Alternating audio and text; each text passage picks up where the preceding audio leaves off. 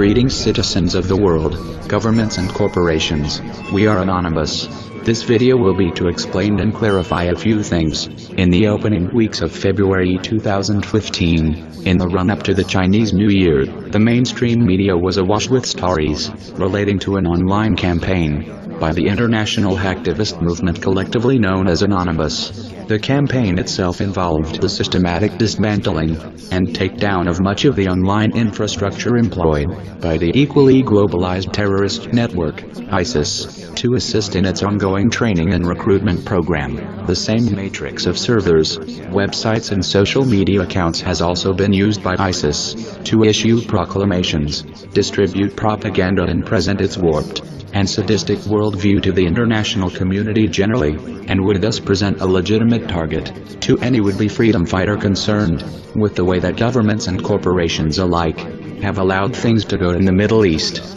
To outsiders unfamiliar with the workings of the Anonymous collective, however, this seemingly sudden attack upon ISIS and its cohorts seemed to have come completely out of the blue, and as little more than a follow-on to the earlier Operation Charlie Hebdo, itself an online response to the terrorist attacks in Paris a few weeks previously. In fact, the original spark that set off the conflagration, which has continued to burn ever since, was rooted in something altogether different, and had a completely different motivation to the one which many media commentators, both mainstream and underground alike, have recently supposed. The highly respected online blog Rcord, which has tackled some truly groundbreaking stories in the past, including some very well-researched pieces on the so-called cyber caliphate, the supposed army of hackers that make up the Islamic State's online cyber terror network, whose previous exploits have included attacks on a number of high-profile social media accounts connected with the U.S. military,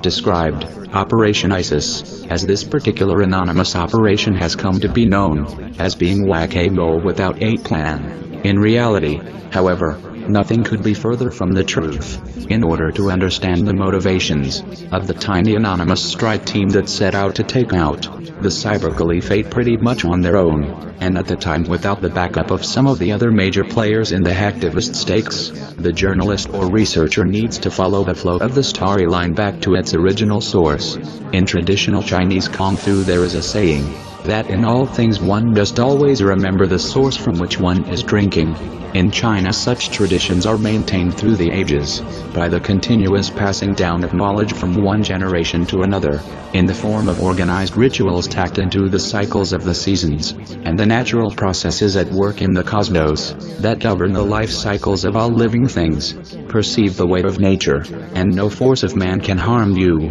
run the words of one particularly memorable proverb. Unfortunately, the way that the mainstream media is structured and organized, no such protocols are followed, and no such rituals observed in the fashion of ancient Taoist or Buddhist ascetics. All stories are generally reduced at all levels to the lowest common denominator, with people who know little or nothing about Anonymous commenting about what does and doesn't motivate Anonymous, when they themselves have never had any direct involvements or dealings with any of the members of the hacktivist network whatsoever, and are therefore not even qualified to speculate upon how the membership thinks, never mind how it carries out its operations. It is fact that the Anonymous network generally is drawn from every single strata of civil society, and, whilst it is certainly very true that on certain key issues, such as that of not ISIS, all those different and sometimes disparate elements do certainly come together in unity, the Anonymous family is often as divided and factional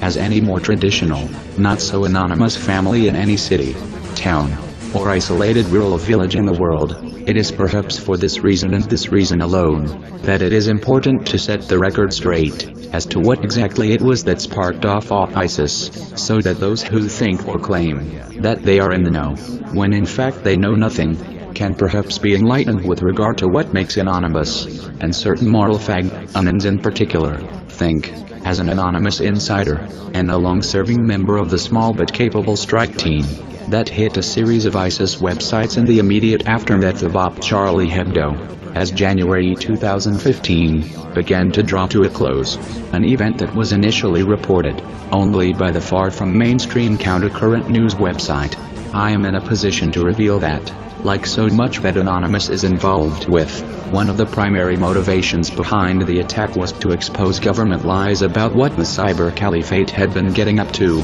The fact that the US military in particular had been lying to its own people about what ISIS had been doing, in addition to keeping them misinformed about the extent of the cyber caliphate's online capabilities, was one of many factors that was to determine the first stage initiation of ISIS by the anonymous RedCult strike team. Of the many other motivations, subsequently broadcast across cyberspace, through the creation and proliferation of the RedCult's own unique series of videos, another primary motivation reminiscent of OpAnonVerdict, the now legendary online campaign by Anonymous against the Church of Scientology, was and is the fact that Anonymous sees the internet as its own principal domain, and that anything that infringes on that domain, in an oppressive way, is a fair and legitimate target for Anonymous. Now, one thing left to be said: remember, we are RedCult, we are Anonymous, we are Legion, we do not forgive, we do not forget, expect us.